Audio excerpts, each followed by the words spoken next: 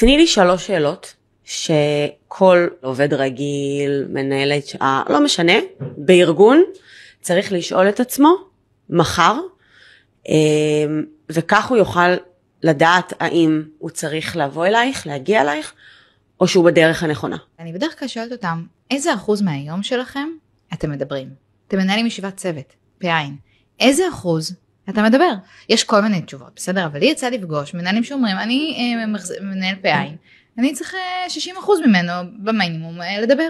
שהתשובה היא הפוכה, המשלימה. אני צריך שהצד השני ידבר, בטח אם זה ישיבת צוות שיש בה הרבה אנשים, את רוב הזמן, ואני כמנהל ידבר פחות מחצי.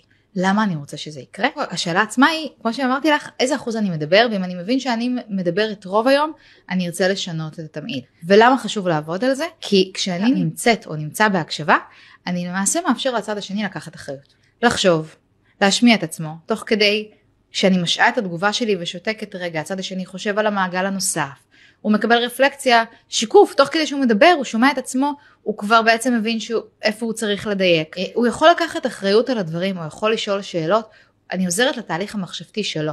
וככה מעשה אני מאמנת אותו, מלווה אותו לחשיבה עצמאית יותר.